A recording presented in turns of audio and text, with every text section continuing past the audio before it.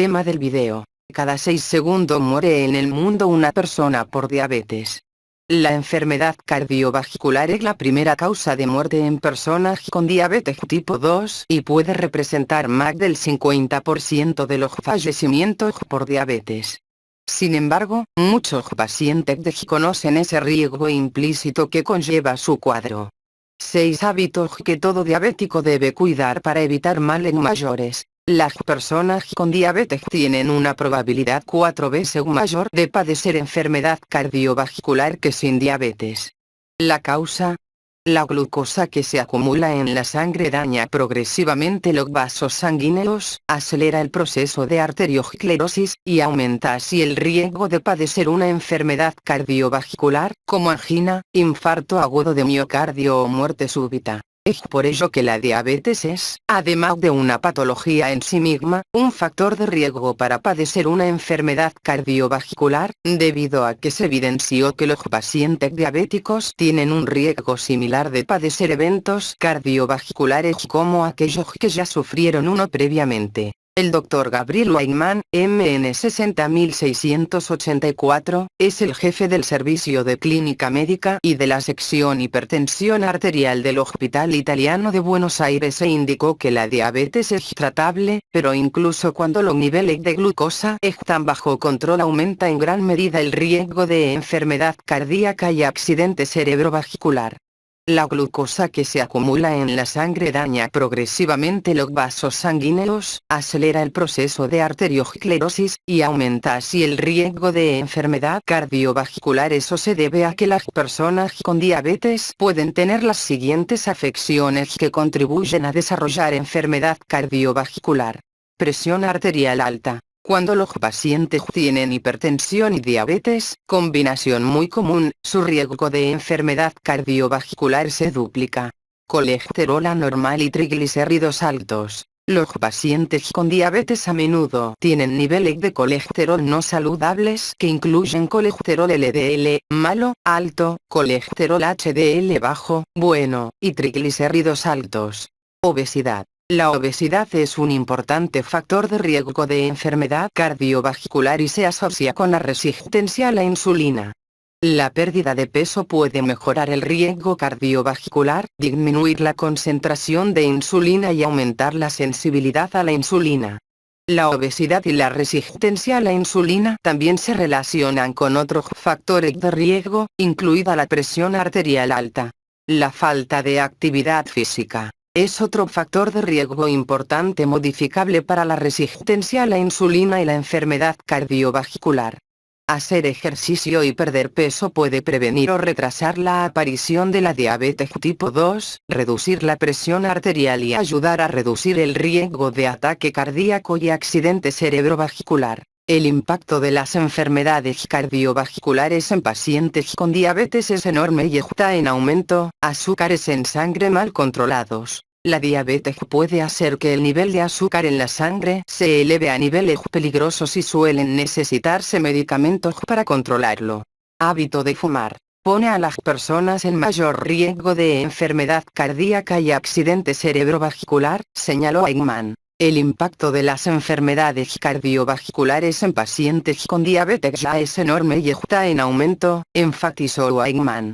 En primer lugar, podría explicarse por qué la incidencia de diabetes aumenta con la edad y el número de personas mayores está creciendo rápidamente. En segundo lugar, el tratamiento con insulina para las personas con diabetes tipo 1 prolonga sus vidas y con cada año de vida adicional viene un mayor riesgo de complicaciones cardiovasculares. Y en tercer lugar, la diabetes tipo 2 se produce a una edad más temprana en personas obesas y con sobrepeso y la prevalencia de la obesidad está aumentando en el mundo. Cifras para tener en cuenta. Según el sitio oficial World Diabetes Campaign, la diabetes afecta a más de 415 millones de personas en el mundo y se espera que esta cifra llegue a 642 millones para 2040. En la Argentina, la prevalencia de diabetes tipo 1 y 2 en la población total es de 9,6%. Cada 6 segundos muere en el mundo una persona por diabetes. Aproximadamente el 50% de las muertes de personas con diabetes tipo 2 en todo el mundo están causadas por enfermedad cardiovascular. Un estilo de vida saludable puede prevenir hasta un 70% la posibilidad de tener diabetes tipo 2 y reducir riesgos futuros. El riesgo de morir por una enfermedad cardiovascular es hasta 2 veces mayor en las personas con diabetes. Espero que este video te haya resultado de gran interés, como para dejar tu comentario, compartirlo, darle al me gusta y suscríbete a este canal para que seas uno de los primeros en enterarte cuando suba un nuevo video sobre esta temática. Tema del video: diabetes. Educar para proteger al futuro. En Paraguay, aproximadamente, 1 de cada 10 personas padecen de diabetes en Paraguay, según datos del Ministerio de Salud Pública y Bienestar Social. Especialistas en endocrinología y diabetología pertenecientes a la Sociedad Paraguaya de Diabetología y de la Red de Atención Integral a la Diabetes del IPS, explican las causas, los síntomas, las complicaciones asociadas a la diabetes, el tratamiento y las formas de prevención. La diabetes mellitus es una enfermedad metabólica crónica caracterizada por el aumento de la glucosa en sangre, hiperglucemia. La glucosa es vital para la salud, dado que es una importante fuente de energía para las células que forman los músculos y tejidos. Es la principal fuente de combustible del cerebro, conceptualiza el Dr. Atilio Castillo, presidente de la Sociedad Paraguaya de Diabetología y coordinador del Centro de Alta Complejidad en Diabetes del Hospital General de Luque. Existen varios tipos de diabetes. La tipo 2 representa 90 a 95% de los casos en la población adulta, a palabras de la doctora Elizabeth Balinotti del MAS, jefe del Servicio de Endocrinología del IPS y coordinadora general de la Red Integral de Atención a la Diabetes del IPS a nivel nacional. La diabetes tipo 1, que se caracteriza por un déficit total de la insulina, normalmente se diagnostica en niños o adolescentes. Mientras que, la diabetes gestacional es la diabetes que aparece por primera vez en el embarazo y, generalmente, se resuelve luego de que el parto haya sucedido. Además, existen otro tipo de diabetes que tiene que ver con enfermedades genéticas o que pueden ser desencadenadas por fármacos u otro tipo de eventos, complementa la médica. Ambos especialistas señalaron que, los únicos datos nacionales sobre la prevalencia de la diabetes en Paraguay, son del 2011 de la UNARA. Encuesta Nacional de Enfermedades Crónicas, donde la prevalencia de la diabetes en adultos fue del 9,7%. En dicha encuesta, se presentó un aumento del 49% en relación con los datos de 1995. Desde julio del 2022 se lleva a cabo la doble encuesta, cuyo dato se tendrá en el 2023. Sin embargo, datos preliminares del Ministerio de Salud indican que se estaría llegando al 13%. Causas, signos y síntomas. La diabetes tipo 1 es un proceso patológico en el cual hay una destrucción de las células que producen insulina y por lo tanto es imperiosa la necesidad del uso de insulina exógena, ya sea por inyecciones subcutáneas o en forma endovenosa en caso de que haya una descompensación aguda. En la diabetes tipo 2, son varios los elementos que pueden desencadenar su desarrollo, pero es la obesidad uno de los factores más importantes para la aparición de la diabetes tipo 2 y de la diabetes gestacional. La obesidad es una enfermedad crónica que aumenta progresivamente en la población de nuestro país, indicó el Dr. Castillo. En 2011, la prevalencia de obesidad en nuestro país era de 23% y se estima que, para el 2030, llegará a 28%, por lo cual el incremento de la diabetes estará en aumento. Los síntomas clásicos de la diabetes son la poliuria, orinar muchísimo, la polidipsia, tener mucha sed, pérdida de peso que no se pueda justificar por una dieta, cansancio excesivo también y la polifagia, tener mucha hambre. Estos son signos de la descompensación de la diabetes y ocurren solamente cuando la glucosa está muy elevada. Sin embargo, puede haber un tiempo muy largo de la enfermedad donde no existen estos síntomas tan claros, pero el paciente puede estar cursando con una hiperglucemia y esto ocurre al comienzo de la enfermedad, diagnosticó la doctora Balinotti. Además, al momento del diagnóstico, muchos de los pacientes ya presentan complicaciones de la enfermedad como ser retinopatía diabética, 20%, patologías cardiovasculares, hasta el 50%, entre otras, agregó el doctor Atilio Castillo, de la Sociedad Paraguaya de Diabetología. ¿Cómo se diagnostica la diabetes? Para poder llegar al diagnóstico precoz, es importante realizar la pesquisa de la misma, utilizando un score llamado el FINDRIG, la cual ayuda a llegar con más precisión a la población de riesgo, según el doctor Castillo. Para evaluar la escala mencionada, el doctor planteó que toda persona adulta debe hacerse las siguientes preguntas. ¿Tengo un familiar con diabetes? ¿Estoy con sobrepeso u obesidad? ¿No realizo actividad física por lo menos 5 veces a la semana? Si la respuesta es sí, debe de consultar al médico. Si le sumamos que, si una mujer presentó diabetes gestacional o un hijo que pesó 3,8 kilogramos, debe de controlarse cada año, pues tiene aumentado el riesgo de diabetes. A su vez, la doctora Balinotti señaló, la diabetes se detecta por los análisis de sangre, donde se observa, por ejemplo, los niveles de glucosa elevados, es decir, los niveles de azúcar en sangre elevados, glucosa en ayunas mayor o igual a 126 en 2 ocasiones, o una hemoglobina glicada, B1C, que es una molécula que mide la glucosa de los últimos 3 meses en promedio de 6,5% o más, o un test de tolerancia a la glucosa, con 75 gramos de glucosa anhidra, que luego de 2 horas muestra niveles de glucosa igual o mayor a 200, hacen el diagnóstico de diabetes.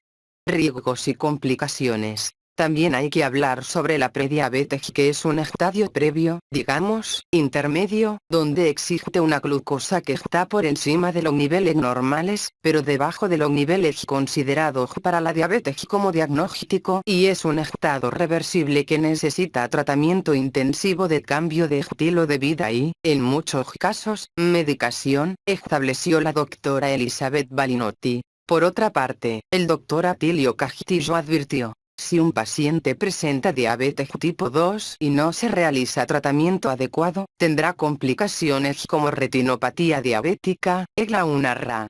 Causa de ceguera o amputaciones de los miembros inferiores, EGLA1-RA causa de amputación no traumática. El riesgo de enfermedad cardiovascular es 4 veces mayor que la población sin diabetes, 2 veces más el riesgo de accidente cerebrovascular, disfunción sexual, ingreso a diálisis, siendo la una causa en nuestro país y disminución de la vida en 12 años, con relación a la población sin diabetes. Prevención y concientización. El Día Mundial de la Diabetes es la campaña de concienciación sobre esta enfermedad que fue instaurado por la Federación Internacional de Diabetes, FID, y la Organización Mundial de la Salud, OMS, en 1991. Este año lleva el lema Educar para proteger el futuro, apela a sensibilizar y dar mayor visibilidad a una enfermedad que se estima que afectará a 700 millones de personas para el año 2045, según las citadas organizaciones. La educación acompañada de un estilo de vida saludable, precisamente, son los pilares del manejo de esta enfermedad, por lo que, el enfoque actual del tratamiento de la diabetes está centrado en el paciente, donde son muy importantes todos los autocuidados de prevención, así como el diagnóstico temprano para mejorar la calidad de vida del paciente. La diabetes es una enfermedad crónica que puede prevenirse y las personas con diabetes pueden evitar las complicaciones de la enfermedad, explicó, por su parte, la endocrinóloga Rosa Vega, del Hospital de Ipsingali. Por eso, es importante mantener a la población siempre informada sobre la diabetes, sus consecuencias, y la necesidad de hacer el screening, es decir, buscar la diabetes en una población tan susceptible como es la nuestra, ya que el sobrepeso y la obesidad, el sedentarismo y nuestros antecedentes familiares, nos ponen en riesgo a desarrollar esta enfermedad, agregó la doctora Balinotti. Los especialistas en diabetología instaron a sumarse a las actividades realizadas para concientizar sobre esta patología. Este domingo se realiza una caminata en el Parque de la Salud del IPS, una iniciativa conjunta entre la Sociedad Paraguaya de Diabetología, el Programa Nacional de Diabetes y de la Red de Atención Integral de la Diabetes de IPS y muchas sociedades médicas. Además, habrá propuestas científicas para el personal de banco y cápsulas de información para todos los asegurados del IPS. Espero que este video te haya resultado de gran interés, como para dejar tu comentario, compartirlo, darle al me gusta y suscríbete a este canal para que seas uno de los primeros en enterarte cuando suba un nuevo video sobre esta temática. Tema del video: diabetes tipo 1. ¿Qué es? ¿Qué es la diabetes tipo 1? Las personas con diabetes tipo 1 no pueden usar la glucosa, el principal tipo de azúcar del organismo, como fuente de energía. Esto se debe a que el cuerpo ha dejado de producir una hormona llamada insulina. Normalmente, después de comer, la cantidad de glucosa en la sangre, azúcar en sangre, se eleva. Cuando esto ocurre, el páncreas envía insulina a la sangre. La insulina funciona como una llave que abre las puertas de las células del cuerpo para permitir la entrada de la glucosa, que es lo que les otorga a las células la energía necesaria. En la diabetes tipo 1, el páncreas no produce insulina. Sin insulina, la glucosa no puede entrar en las células. Permanece en la sangre y esto hace que el nivel de azúcar en sangre sea elevado. El exceso de azúcar en sangre no es saludable y puede generar problemas. Algunos problemas ocurren rápidamente y es necesario un tratamiento inmediato, mientras que otros se desarrollan a lo largo del tiempo y aparecen más tarde en la vida. ¿Qué ocurre en la diabetes tipo 1? En la diabetes tipo 1, el sistema inmunitario del cuerpo ataca y destruye las células del páncreas que producen insulina. Entonces el cuerpo ya no puede producir insulina. Esto es diferente de lo que ocurre en la diabetes tipo 2, en la que el cuerpo continúa produciendo insulina, pero esta no funciona como debiera. ¿Por qué algunas personas tienen diabetes tipo 1? Nadie sabe con certeza por qué algunas personas tienen diabetes tipo 1. Los médicos y científicos creen que los genes de una persona hacen que sea más probable desarrollar la enfermedad. Pero, seguramente, el hecho de tener los genes de la diabetes no sea suficiente. Es probable que deba ocurrir algo más. Los científicos están estudiando si otros factores, como algunas infecciones virales, el peso de la persona al nacer o la dieta, pueden hacer que una persona que ya tiene los genes de la diabetes tipo 1 tenga más probabilidades de desarrollarla. La diabetes tipo 1 no se puede prevenir y puede aparecer en personas de cualquier edad. ¿Cuáles son los signos y los síntomas de la diabetes tipo 1? La gente puede padecer una diabetes sin saberlo porque los síntomas no siempre son evidentes y pueden tardar un tiempo en desarrollarse. La diabetes tipo 1 se puede desarrollar de una forma gradual o bien súbitamente. Cuando una persona padece una diabetes tipo 1, puede orinar mucho porque su cuerpo intenta eliminar el exceso de azúcar en sangre a través de la orina. Beber mucho para compensar todo lo que elimina el orinar. Comer mucho, porque el cuerpo necesita la energía que no puede obtener a partir del azúcar. Perder peso, porque su cuerpo empieza a usar la grasa y el músculo a modo de combustible. Estar muy cansada. Si no se detectan estos síntomas iniciales de la diabetes y no se inicia el tratamiento, las sustancias químicas se pueden acumular en la sangre y causar dolor de estómago, náuseas, vómitos, problemas para respirar e incluso pérdida de conciencia. Los médicos llaman a este cuadro cetoacidosis diabética. Pero lo bueno es que el hecho de recibir tratamiento puede controlar o detener los síntomas de la diabetes y reducir el riesgo de desarrollar problemas a largo plazo. ¿Cómo se diagnostica la diabetes tipo 1? Los médicos recurren a un análisis de sangre para medir la cantidad de azúcar, glucosa, en sangre. Si el nivel de azúcar es alto, demuestra que la persona tiene diabetes. Después, el médico hará más análisis de sangre para determinar el tipo de diabetes. Los adolescentes con diabetes tipo 1 suelen visitar a un endocrinólogo pediátrico. Este es un médico que se especializa en diagnosticar y tratar a niños y adolescentes que padecen enfermedades del sistema endocrino, como diabetes y problemas de crecimiento. ¿Cómo se trata la diabetes tipo 1? Las personas con una diabetes tipo 1 tienen que prestar un poco más de atención a lo que comen y lo que hacen que las personas que no padecen esta enfermedad. Para ello, necesitan hacer lo siguiente. Medirse la concentración de azúcar en sangre siguiendo las indicaciones de sus médicos. Inyectarse insulina o usar una bomba de insulina de la manera indicada. Llevar una dieta saludable y equilibrada, prestando una atención especial a la cantidad de hidratos de carbono que comen. Hacer ejercicio físico con regularidad. Hacerse revisiones regulares con sus médicos y otros miembros del equipo que lleva su diabetes, para poder mantenerse sanos y recibir tratamiento de cualquier problema relacionado con la diabetes que podría surgir que puede ayudarme a controlar la diabetes tipo 1. En ocasiones, las personas que padecen una diabetes se sienten distintas de sus amigos porque necesitan medicarse con insulina, pensar en lo que comen y medirse la concentración de azúcar en sangre todos los días.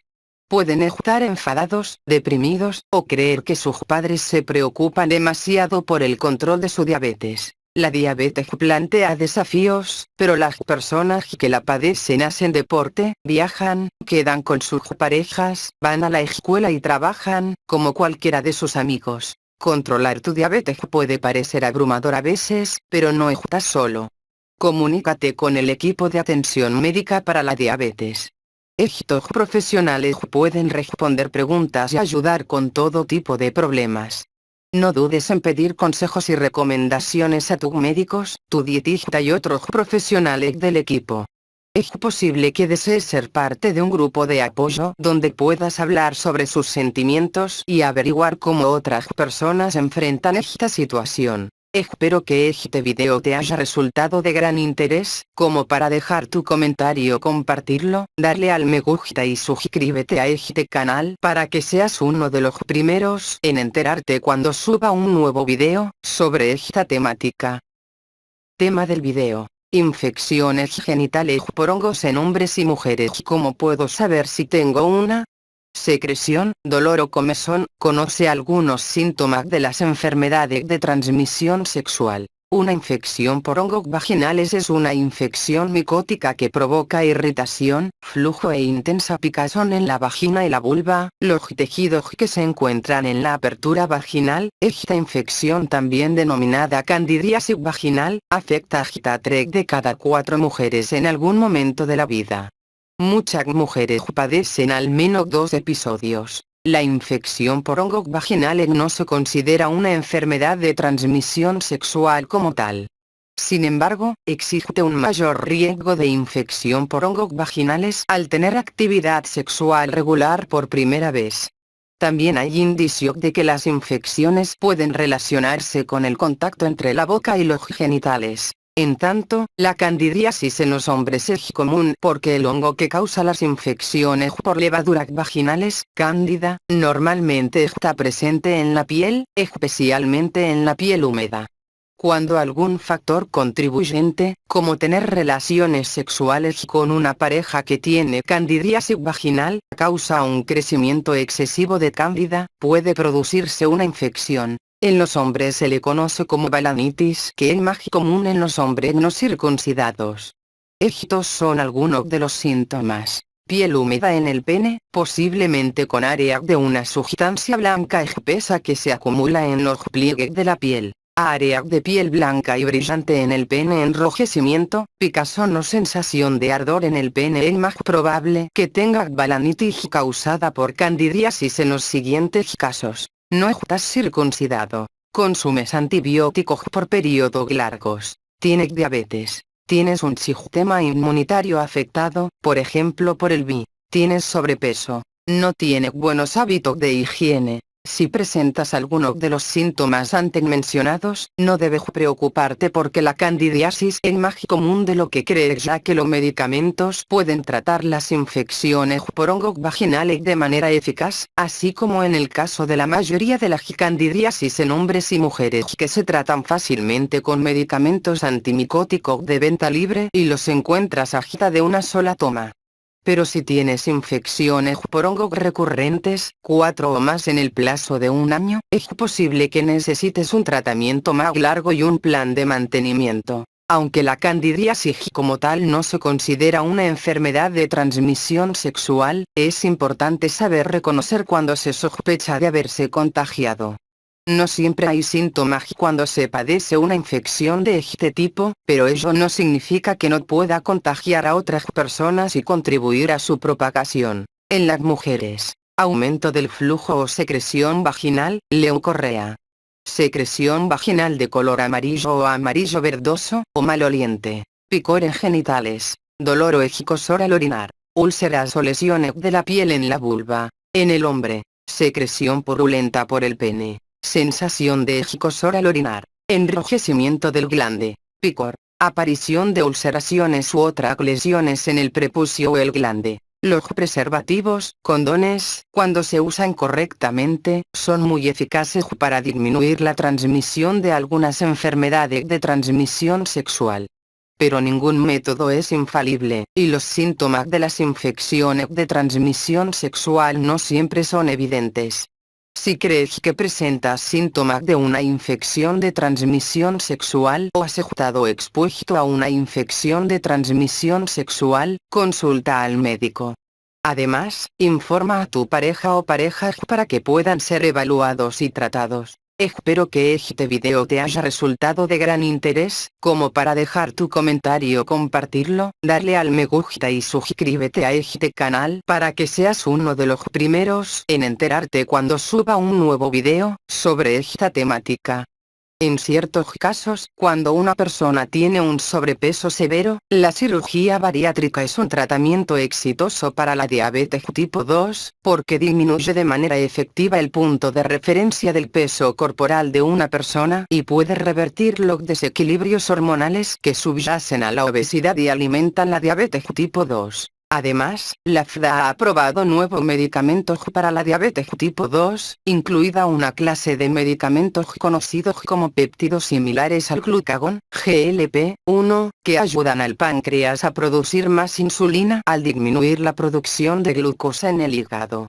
Los investigadores también están trabajando para comprender el papel que tienen la inflamación y los desequilibrios hormonales en el desarrollo de la DT2. ¿Se puede revertir la diabetes tipo 2? Sí. La buena noticia es que varios estudios han demostrado que la diabetes tipo 2 se puede revertir. Se considera que usted está en remisión de la diabetes tipo 2 cuando ha tenido niveles normales de azúcar en sangre durante un año sin medicación. Uno de los componentes más importantes para revertir la diabetes tipo 2 es la detección temprana. El Dr. Berkich te explica. El páncreas produce insulina. Cuanto más tiempo tenga diabetes, más daño le causará la resistencia a la insulina a su páncreas, y menos probable es que su páncreas se recupere. Por lo tanto, la posibilidad de remisión disminuye cuanto más tiempo tenga diabetes. Pero hay una amplia ventana durante la cual puede tener éxito. ¿Cuánto tiempo se puede vivir con diabetes tipo 2? La diabetes tipo 2 no tiene que ser una condición crónica. Por el contrario, el diagnóstico de diabetes tipo 2 es el momento de empezar a cambiar hábitos y trabajar por una vida más larga y saludable. Lo que haces todos los días puede marcar la diferencia, dice el Dr. Christofides. Estacione en el otro extremo del lote. Intenta tomar las escaleras. Considere comprar solo alimentos frescos y evite las cosas en paquetes. No hay una mejor dieta para la diabetes tipo 2. Concéntrate en lo fresco y concéntrate en el equilibrio. Incluya vegetales, proteínas magras, carne o fuentes vegetales, granos enteros, nueces, semillas, legumbres y frutas enteras. Muévanse. El ejercicio es una de las cosas más importantes que puede hacer para la salud en general, incluido el bienestar mental. La actividad física también es una de las mejores maneras de mantener el peso una vez que lo haya perdido. Encuentre actividades que disfrute e intente compartirlas con amigos y familiares. El ejercicio no tiene que ocurrir en el gimnasio. Reúna a un amigo y dé un paseo rápido por el vecindario o haga una caminata en el parque. La vitamina D te dará un impulso extra de salud y bienestar. Apoyo. ¿Dónde puedo encontrar ayuda y apoyo para controlar mi diabetes tipo 2?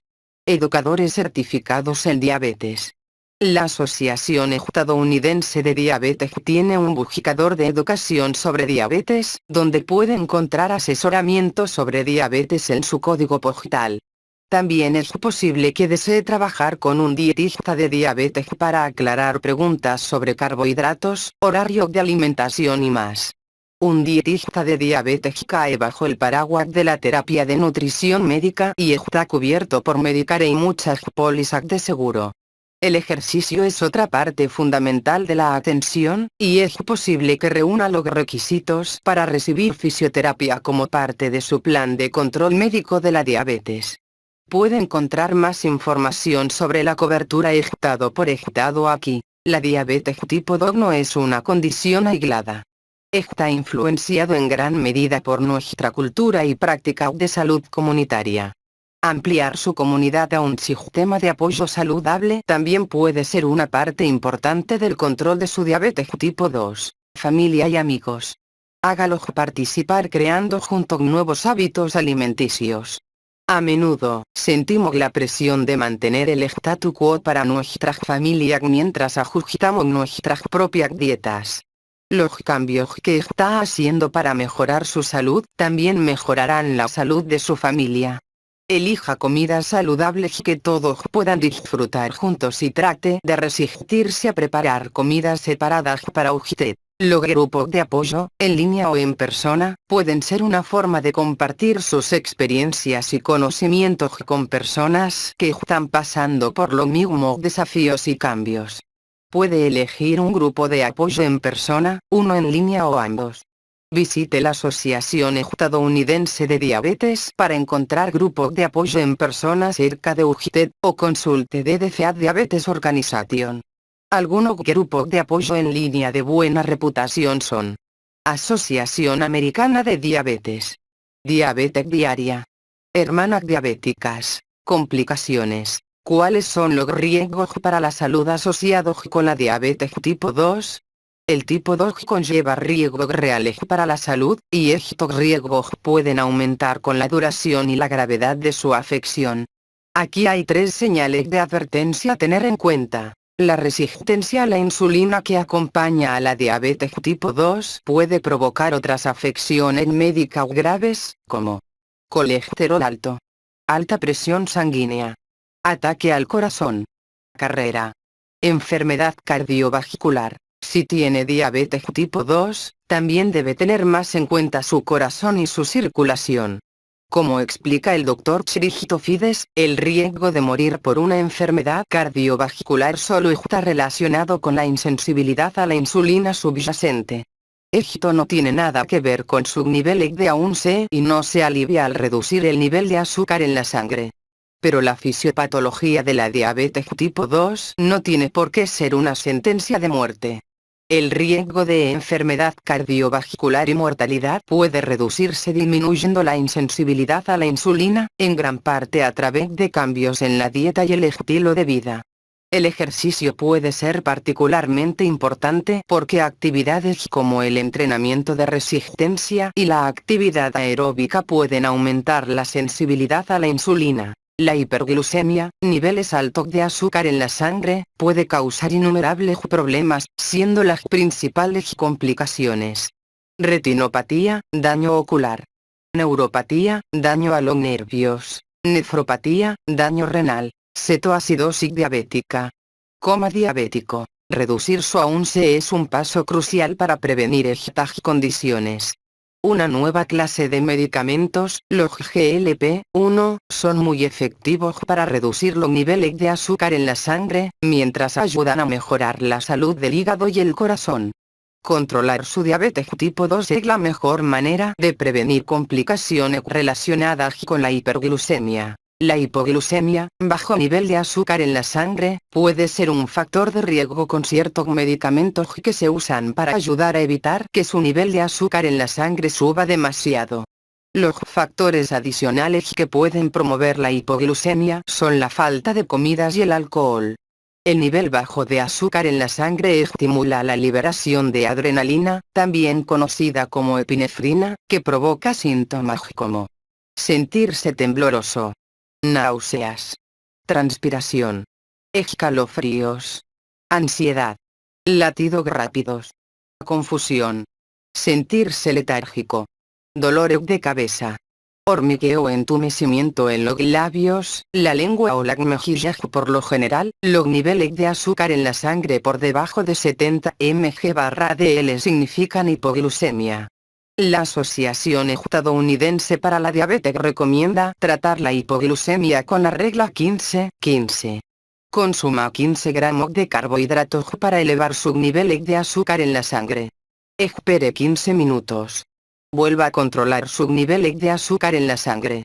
Si sus niveles de azúcar en la sangre todavía están por debajo de 70 mg/dl, tome otra porción de 15 gramos de carbohidratos.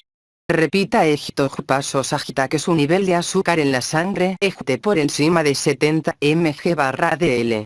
Una vez que su nivel de azúcar en la sangre esté por encima de 70 mg/dl, coma una comida ligera o un refrigerio para mantenerlo. Cuando el nivel de azúcar en la sangre cae en picado, puede ser tentador comer tanto como sea posible hasta que se sienta mejor.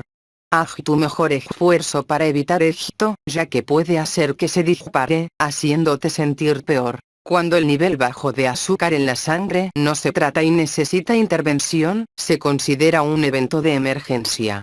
En este caso, a menudo se usa glucagón. El glucagón es una hormona producida por el páncreas que estimula al hígado para que libere glucosa en el torrente sanguíneo.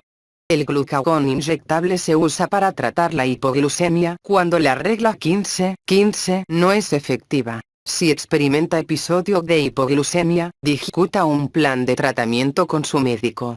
Los kits de glucagón están disponibles con receta médica y su médico puede recomendarle conservar uno. Es importante que usted y las personas de su sistema de apoyo sepan cómo reconocer los signos de hipoglucemia, comprendan la regla 15-15 y puedan administrar glucagón. Preguntas frecuentes. Preguntas frecuentes sobre la diabetes tipo 2. ¿La diabetes tipo 2 es genética? Más del 75% de los niños con diabetes tipo 2 también tienen un familiar con la afección. Pero esto podría deberse a estilos de vida similares en la familia más que a factores genéticos. Como cualquier condición, algunas personas tienen una predisposición genética hacia la insensibilidad a la insulina y la diabetes tipo 2, pero el factor principal que rige la diabetes tipo 2 es el estilo de vida. ¿Con qué frecuencia debo controlar mi nivel de azúcar en la sangre si tengo diabetes tipo 2? Usted y su proveedor de atención médica deben decidir cuándo y con qué frecuencia necesita controlar su nivel de azúcar en la sangre. Puede mantener un registro en una aplicación de teléfono inteligente o en papel para que pueda trazar fácilmente sus variaciones. Los médicos recomiendan que los pacientes con diabetes se hagan una prueba de A1C al menos 2 veces al año. ¿Cómo ha cambiado la diabetes tipo 2 con el tiempo? La diabetes tipo 2 solía llamarse diabetes del adulto o diabetes no insulino dependiente porque se diagnosticaba principalmente en adultos que no requerían insulina para controlar su afección. Sin embargo, debido a que cada vez más niños comienzan a ser diagnosticados con DT2 y la insulina se usa con más frecuencia para ayudar a controlar la diabetes tipo 2, referirse a la afección como inicio en la edad adulta o no dependiente de la insulina ya no es exacto ni se usa. ¿Se puede curar la diabetes tipo 2? Sí.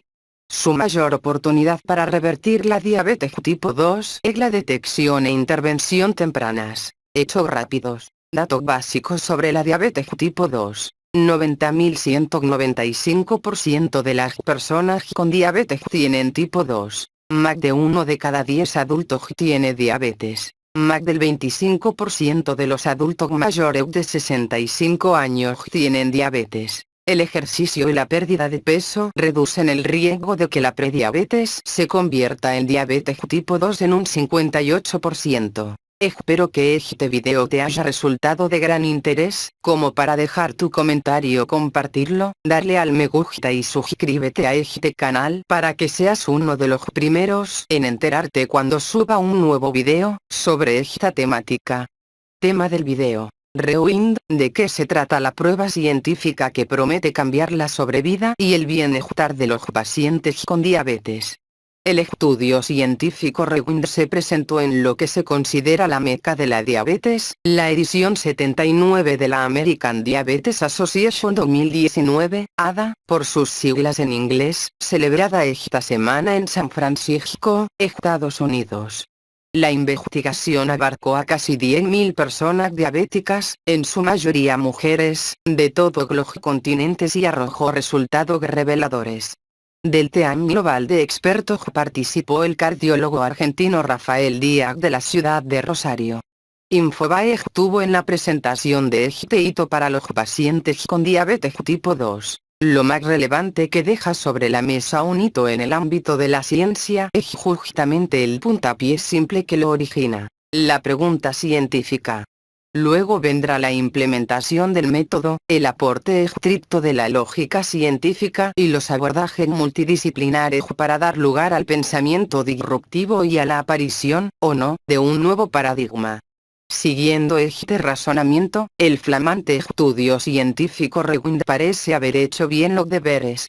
Aplicado a su objeto de estudio, la diabetes tipo 2, irrumpió con sobrada evidencia científica para cambiar lo hasta ahora conocido en el tratamiento de una condición que afecta a más de 425 millones de adultos en todo el mundo. Todo estudio poblacional como el Rewind tiene en sí mismo la fuerza de la representatividad. Del mismo participaron 24 países en todos los continentes, de la R. En este y otros estudios científicos consideraron 6 continentes, al desdoblar el 2 al americano, América del Norte por un lado, y Central y del Sur por el otro. Se estudiaron 9.991 casos individuales, de los cuales el 46% fueron mujeres, con una edad promedio de 66 años con diabetes tipo 2. Se trata de un estudio muy extrapolable a la población de diabetes del mundo entero, ya que todas las regiones del globo fueron representadas. Rewind se presentó en el marco estelar de la flamante 79 DA. Edición 2019 de la American Diabetes Association, ADA, por sus siglas en inglés, en la ciudad de San Francisco. Fue el resultado de más de 9 años de trabajo de un team global multidisciplinar integrado por más de 20 expertos. Un argentino fue el único local que participó del comité científico de Rewind, el médico cardiólogo Rafael Díaz, fundador y director de la Fundación ECLA, en la ciudad de Rosario, oriundo de esa ciudad y cabeza del capítulo Argentina de Rewind. También se destacó el chairman de la investigación Edsel Gerstein, profesor de medicina en la Universidad de McMaster y Hamilton Health Sciences, en Ontario, Canadá. Existen 5 estudios previos a Rewind presentados y publicados hasta el día de hoy.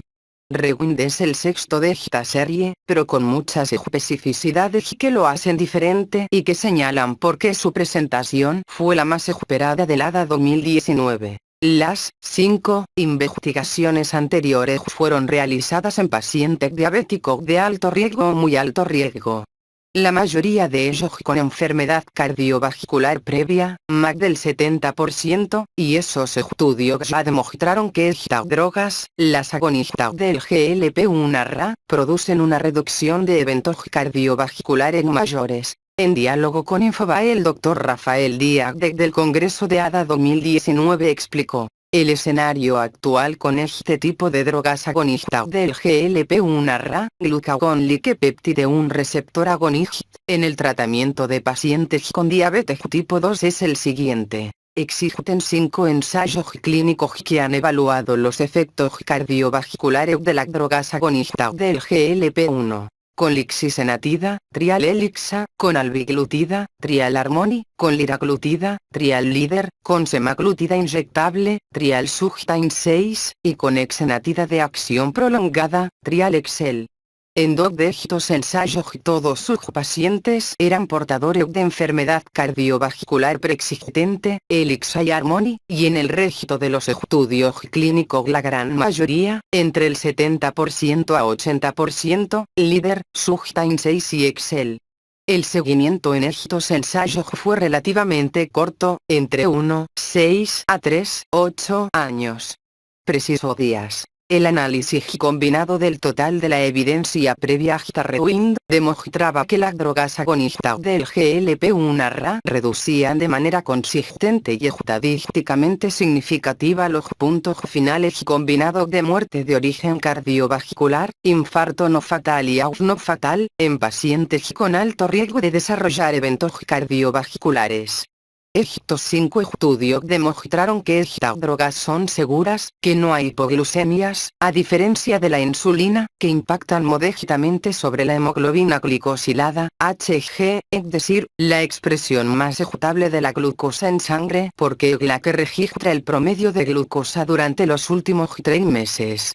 Y que estas drogas impactan en el organismo de manera moderada, entre un 0,5 y 1%. Para una persona, la Hg normal es 5, 6. Más de 6 ya es un problema.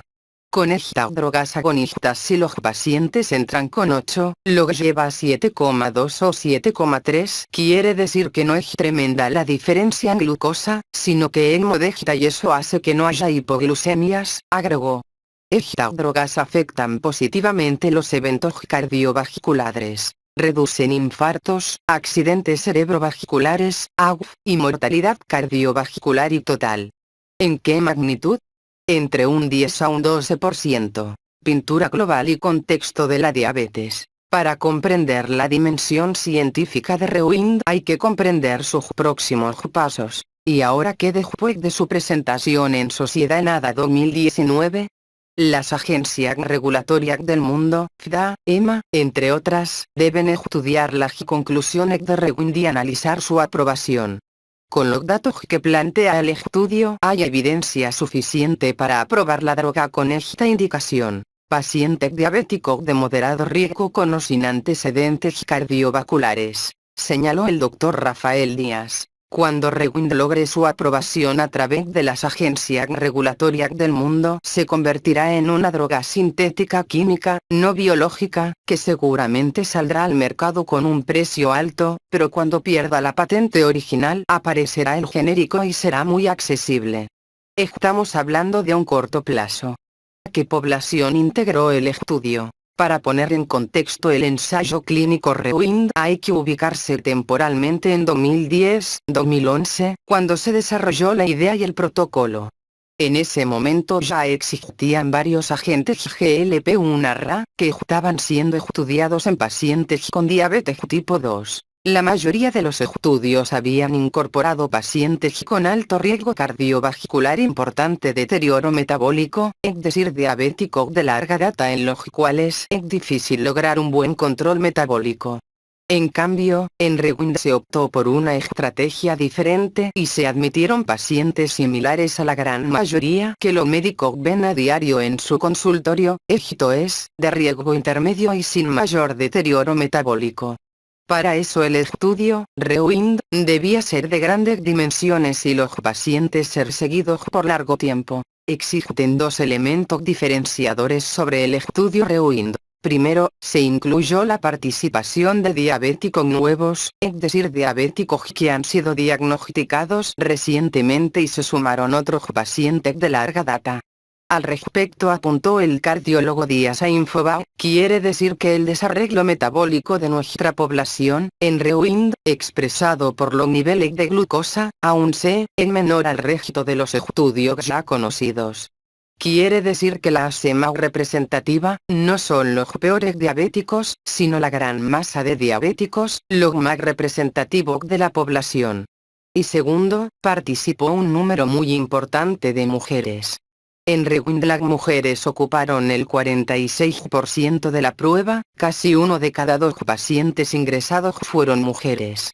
Es un muy buen perfil de representación de una población con poco antecedente cardiovascular previo. Normalmente en los estudios cardiovasculares, la representación de género femenino es de entre un cuarto o un quinto, es decir del 20 al 25%. La buena noticia de Rewind. Lo que no fue realizado hasta Rewind fue utilizar estas drogas, agonistas del GLP-1 en pacientes de menor riesgo, en pacientes diabéticos más parecidos a la población general. Díaz agregó, Rewind fue un estudio de muy largo plazo. La mayoría de los otros estudios tienen entre 2 y 3 años promedio de seguimiento. Rewind tiene un promedio de seguimiento de 5,4 años, quiere decir que hay pacientes con 7 u 8 años de seguimiento y otros con 3 o 4.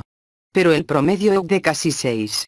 Y en términos de exposición a la droga también hay más tiempo. Esto asegura que si hay efectos adversos uno lo pueda ver en el más largo plazo.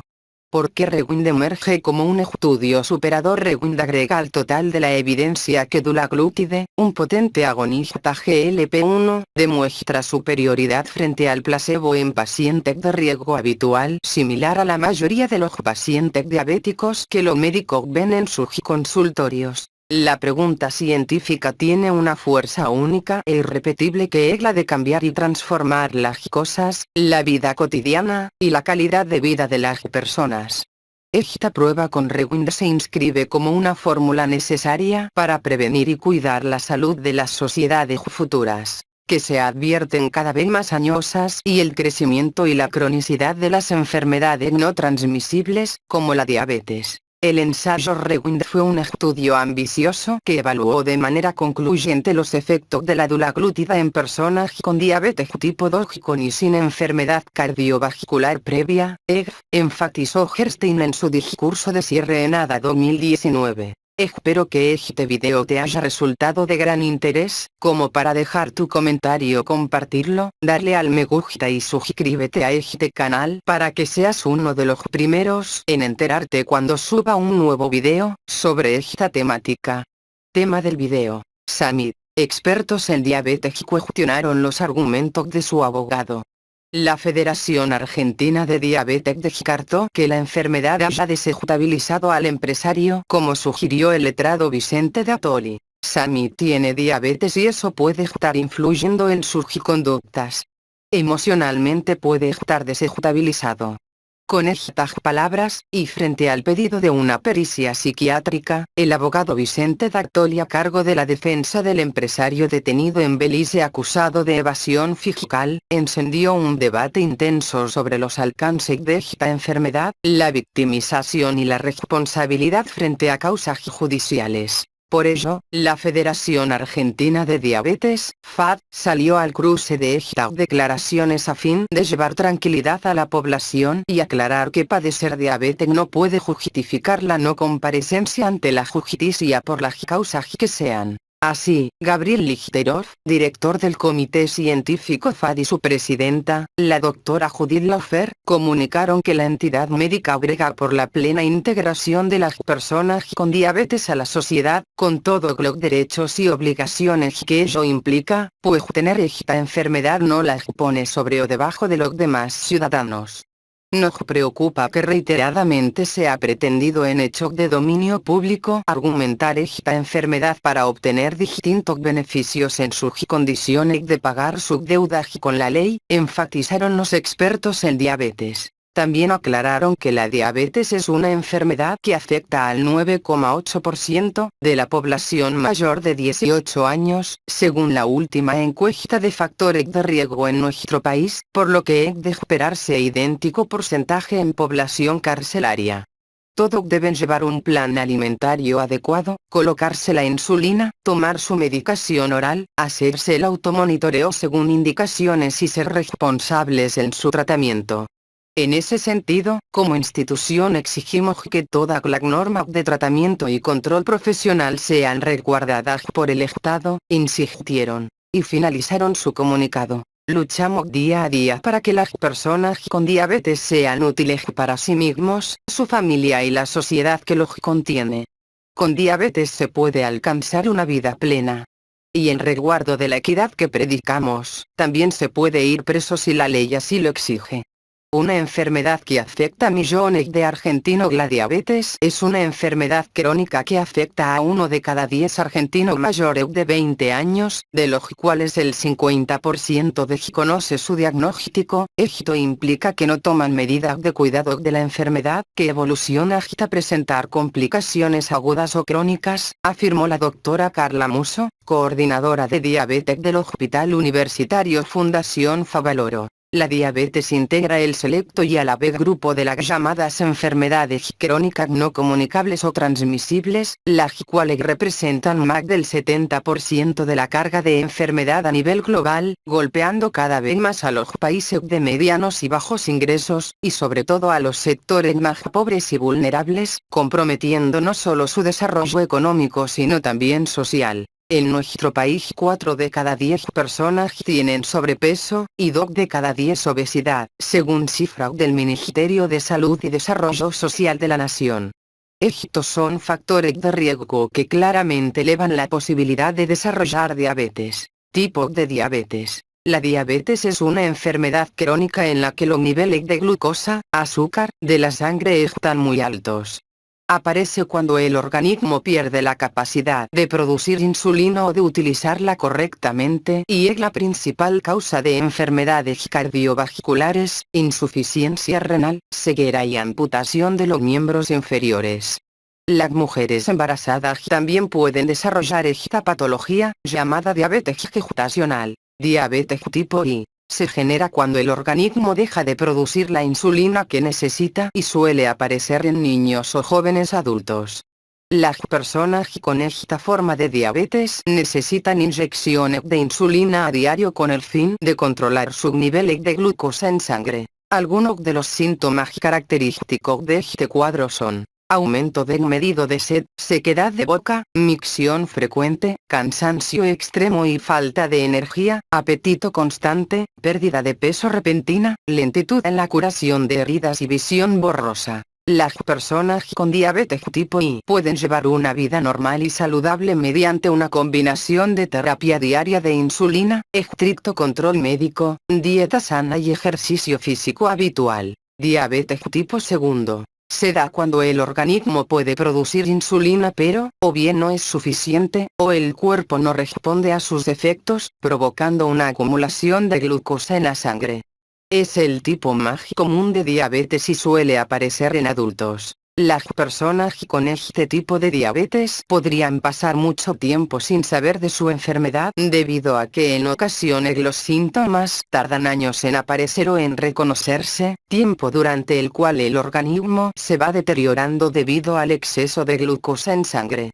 A muchas personas se les diagnostica tan solo cuando las complicaciones se hacen presentes. Entre los factores de riesgo de esta patología se destacan: obesidad, mala alimentación, falta de actividad física, edad avanzada y los antecedentes familiares de diabetes. Los pacientes con este tipo de diabetes no suelen necesitar dosis diarias de insulina, pero sí un estricto control médico, medicación oral, una dieta sana y actividad física periódica. Para el Dr. Hugo Sanabria, jefe de la Clínica de Diabetes del IRBA, Instituto Cardiovascular, los pacientes con diabetes tienen 2 a 3 veces más riesgo de sufrir un infarto, por eso es importante concientizar a la comunidad, y principalmente a quienes tengan diabetes, respecto de lo necesario del cuidado integral de la salud para prevenir complicaciones relacionadas a la diabetes y, fundamentalmente, complicaciones cardiovasculares.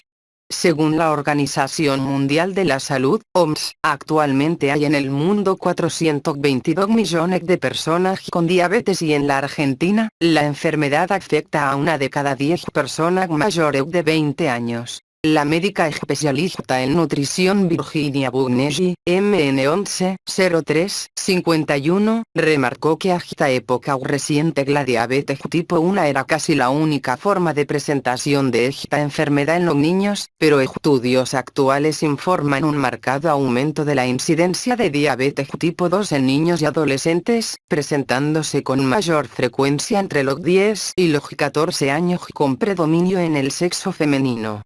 Consejos frente a la diabetes. Expertos en alimentación y diabetes de la Clínica Mayo en Estados Unidos afirman que consumir alimentos saludables y estar físicamente activo la mayoría de los días de la semana puede ayudar a evitar ese indeseado aumento de peso. Los siguientes consejos pueden ayudar a evitar esos kilos de más. Calcula las calorías. Comer y beber menos calorías ayuda para no subir de peso. Abastece el refrigerador y la despensa con frutas, vegetales y cereales integrales. Planea que cada comida tenga la combinación correcta de almidones, frutas, vegetales, proteínas y grasas. En general, los expertos recomiendan servir un plato que contenga 50% de vegetales sin fécula, 25% de proteína y 25% de almidón, como arroz o vegetales ricos en fécula, por ejemplo, maíz o guisantes, arvejas, chícharos. Reduce el tamaño de las porciones, no te sirvas un segundo plato y bebe agua en lugar de bebidas con alto contenido de calorías. Habla con el médico, el personal de enfermería o un dietista sobre estrategias y recursos para planificar las comidas. No te saltes comidas. No intentes reducir calorías saltando comidas. Cuando te saltas una comida, es más probable que tomes malas decisiones en la siguiente porque tienes mucha hambre. Saltar comidas también puede bajar el nivel de la glucosa sanguínea si no ajustas la dosis de insulina. Haz actividad física. La actividad física quema calorías. El Departamento de Salud y Servicios Humanos de Estados Unidos estableció como un objetivo razonable para la mayoría de los adultos hacer, al menos, 150 minutos de actividad aeróbica moderadamente intensa por semana, caminar, andar en bicicleta, hacer ejercicios aeróbicos en el agua, bailar o hacer trabajos de jardinería, además de ejercicios de fortalecimiento muscular, al menos, 2 veces por la semana. Consulta al médico qué actividades y ejercicios son adecuados para ti. Pregunta también al médico cómo manejar mejor el ejercicio. La actividad física ayuda al cuerpo a usar la insulina de manera más eficiente, por lo que, según la cantidad de ejercicio que planees hacer, es posible que necesites reducir la dosis de insulina o comer un tentempié. Existe la posibilidad de que el nivel de la glucosa sanguínea disminuya incluso horas después de haber hecho ejercicio. Consulta con el médico sobre otros medicamentos para la diabetes. Algunos medicamentos para la diabetes que ayudan a regular los niveles de la glucosa sanguínea. Adminístrate la insulina solamente como te indicaron. No omita ni disminuya la dosis de insulina para evitar subir de peso. Aunque tal vez pierdas peso al tomar menos insulina que la recetada, los riesgos son graves, porque sin la cantidad suficiente de insulina, el nivel de la glucosa sanguínea aumentará, igual lo hará el riesgo de sufrir complicaciones vinculadas con la diabetes. Espero que este video te haya resultado de gran interés, como para dejar tu comentario, compartirlo, darle al me gusta y suscríbete a este canal para que seas uno de los primeros en enterarte cuando suba un nuevo video sobre esta temática. Tema del video: 6 signos importantes para detectar la diabetes. Cada 14 de noviembre se conmemora el Día Mundial de la Diabetes, fecha busca concientizar en la población esta enfermedad y lo sigilosa que puede llegar a ser en la salud humana.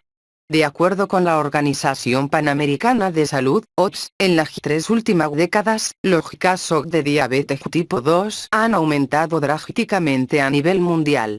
En la actualidad, muchas personas pueden padecer un nivel alto de azúcar en la sangre sin presentar ningún síntoma evidente. ¿Cómo saber si tengo diabetes? Los signos reveladores de la diabetes tipo 2, como la micción frecuente y la sed excesiva, suelen ser sutiles, especialmente al principio. Sin embargo, ignorar estas causas pueden producir graves consecuencias en un futuro.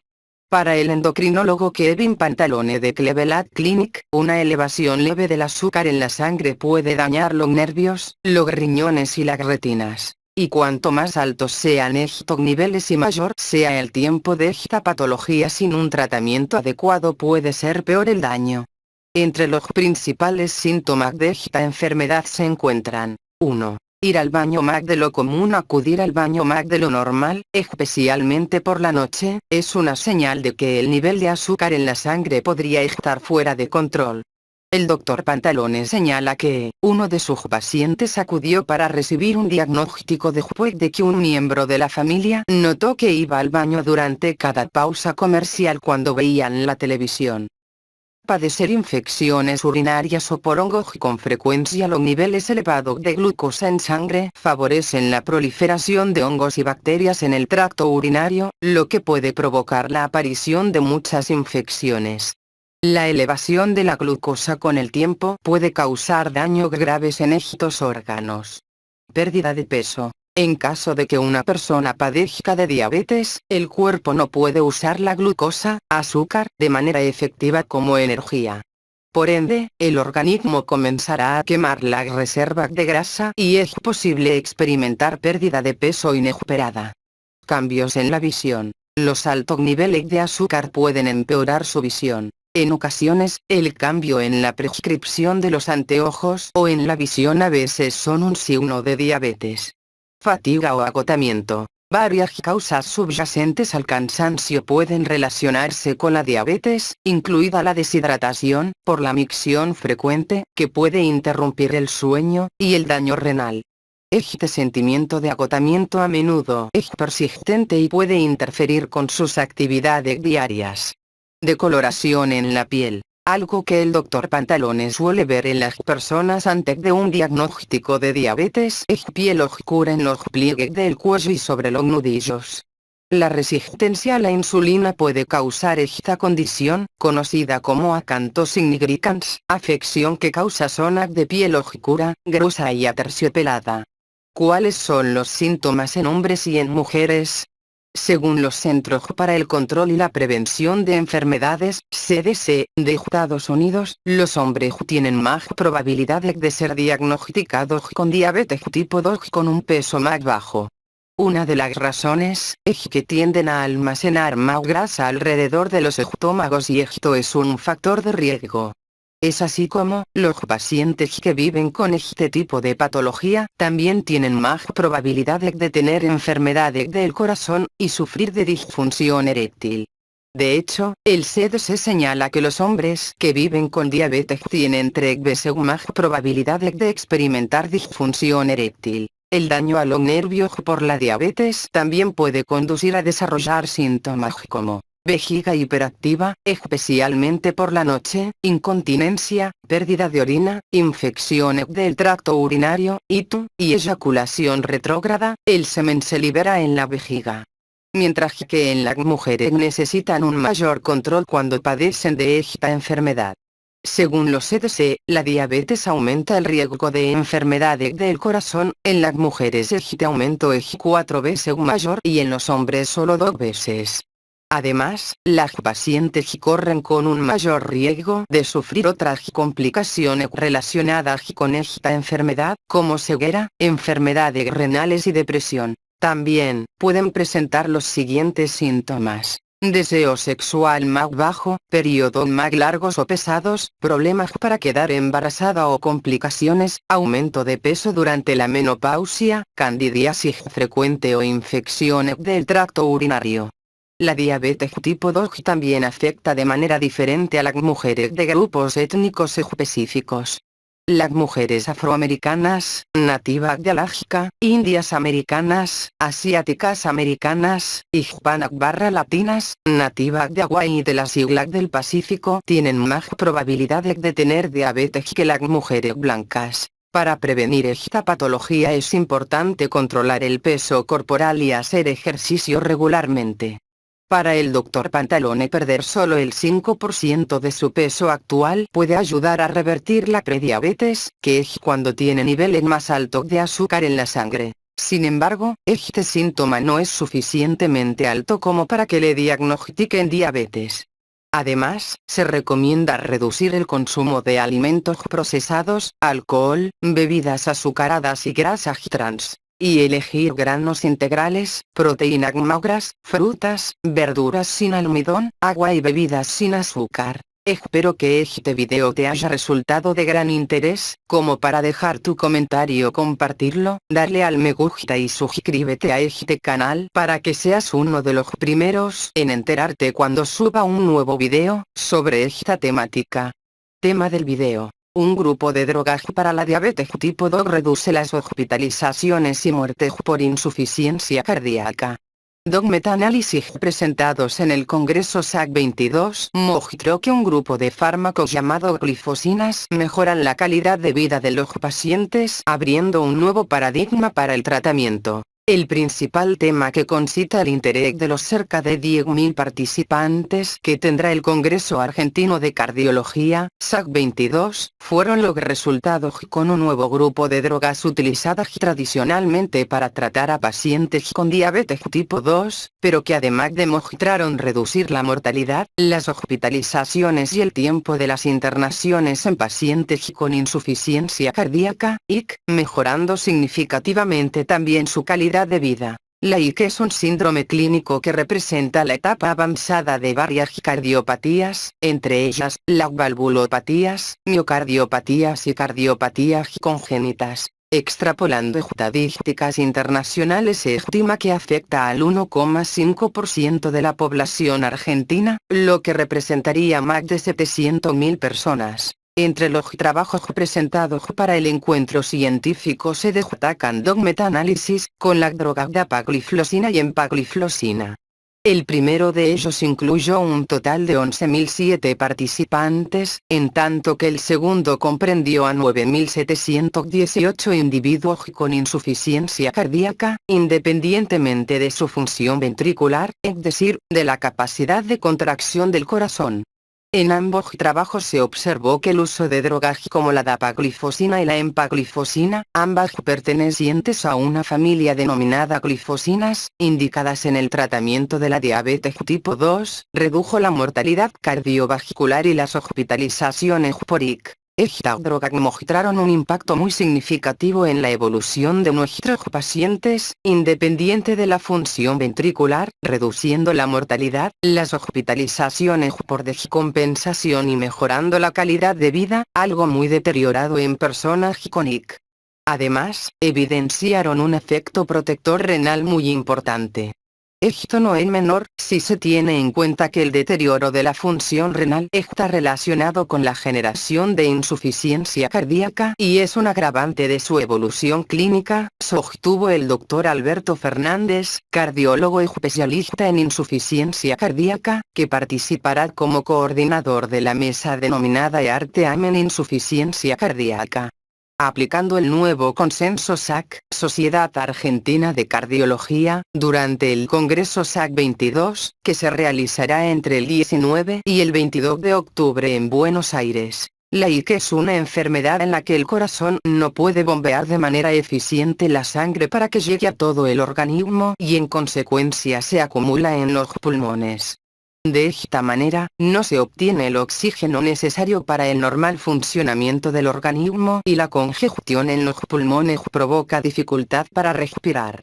La falla se puede presentar de manera abrupta, aguda, o establecerse en forma paulatina, crónica.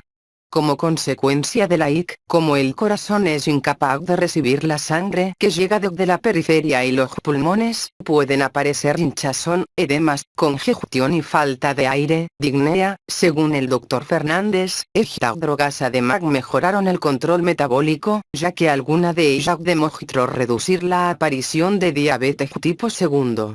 Todos los resultados se vieron tanto en los pacientes con diabetes como sin diabetes. Un dato para resaltar es que en los individuos con insuficiencia cardíaca con función sistólica reducida, ICSR, las glifosinas son complementarias al tratamiento con beta bloqueantes, antagonistas del mineral corticoides y ARNI, o YK/AR II, un grupo de medicaciones que junto a ellas constituyen la cuádruple terapia, cuya indicación es de rigor en estos pacientes, aseveró. En tanto, el Dr. Enrique Feynman, cardiólogo que integrará la misma mesa de trabajo del Dr. Fernández durante el Congreso, afirmó que los progresos en el tratamiento de la insuficiencia cardíaca han sido extraordinarios en los últimos años y que hasta el advenimiento de las gliflosinas, el tratamiento establecido era con los beta bloqueantes, bisoprolol, carvedilol y metoprolol, los antialdosterónicos, espironolactona y eplerenone, y el sacubitril valsartán. Con estos tratamientos se había logrado una reducción significativa de la mortalidad en los pacientes con insuficiencia cardíaca con la función ventricular deteriorada. Pero con las gliflosinas, empagliflosina y dapagliflosina, sumadas al arsenal terapéutico con el que contábamos, para este tipo de pacientes se ha logrado una reducción del 60% en la mortalidad cardiovascular, lo que significa, por ejemplo, en un sujeto de 55 años, una prolongación de la sobrevida de 5,5 años, subrayó el Dr. Feynman. Por su parte, la doctora Mirta Díez, cardióloga que participará, entre otras, en una mesa denominada Toma de Decisiones en Insuficiencia Cardíaca Avanzada, sostuvo que el otro aporte significativo de las gliflosinas es el beneficio en el grupo de pacientes con insuficiencia cardíaca con fracción de eyección preservada, una condición que representa un síndrome clínico complejo caracterizado por alteraciones cardíacas estructurales específicas y funcionales sobre el ventrículo izquierdo. Estas personas representan la mitad de los pacientes con insuficiencia cardíaca y hasta el momento no existía un tratamiento que hubiera demostrado reducción en la hospitalización y en la mortalidad cardiovascular, señaló. La fracción de eyección es una forma de evaluar el funcionamiento del corazón. Como este órgano expulsa sangre hacia las arterias y recibe sangre de las venas, la cantidad de sangre que expulsa o eyecta en cada latido, que se llama volumen latido o volumen sistólico, es una medida del funcionamiento cardíaco. Dicha medida se obtiene mediante métodos de diagnóstico como, por ejemplo, la ecocardiografía.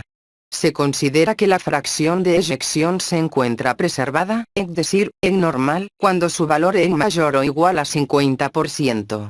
Si sus valores se hallan entre 49% y 41%, se considera fracción de eyección de rango medio, y si su valor es de 40% o inferior, está reducida. El deterioro de la fracción de eyección expresa una alteración en la capacidad de contracción del corazón y es una de las principales causas de la insuficiencia cardíaca. Estas drogas también demostraron su utilidad en los pacientes que están hospitalizados por una descompensación del cuadro, es decir que el beneficio de las gliflosinas incluye a todos los pacientes con insuficiencia cardíaca, subrayó el Dr. Feynman. Respecto de los efectos adversos reportados, entre los más importantes se destacan infecciones genitourinarias, minimizadas por una adecuada higiene, mucosas secas, taquicardia e hipotensión ortostática, que es una baja de presión que se produce al ponerse de pie después de estar sentado o acostado. Estos signos en gran medida se deben al efecto diurético y van decreciendo con el tiempo. Sin embargo, en líneas generales, no demostró diferencias sustanciales con respecto al placebo. El tratamiento debe indicarse con cuidado en los pacientes tratados con insulina, o en aquellos internados por situaciones graves de cualquier índole, donde es aconsejable su interrupción. A partir de los datos extrapolados de los estudios presentados, se ha consolidado la indicación de estos fármacos en todo el espectro de la insuficiencia cardíaca, tanto en las guías mundiales, como en la Argentina, presentada durante este congreso, concluyó el Dr. Fernández. La Sociedad Argentina de Cardiología, SAC, fue fundada el 9 de abril de 1937, y desde entonces, ha sido presidida por los más eminentes médicos de la especialidad. Desarrolló numerosos trabajos y comunicaciones brindando conocimiento científico al mundo entero. Espero que este video te haya resultado de gran interés, como para dejar tu comentario, compartirlo, darle al me gusta y suscríbete a este canal para que seas uno de los primeros en enterarte cuando suba un nuevo video sobre esta temática.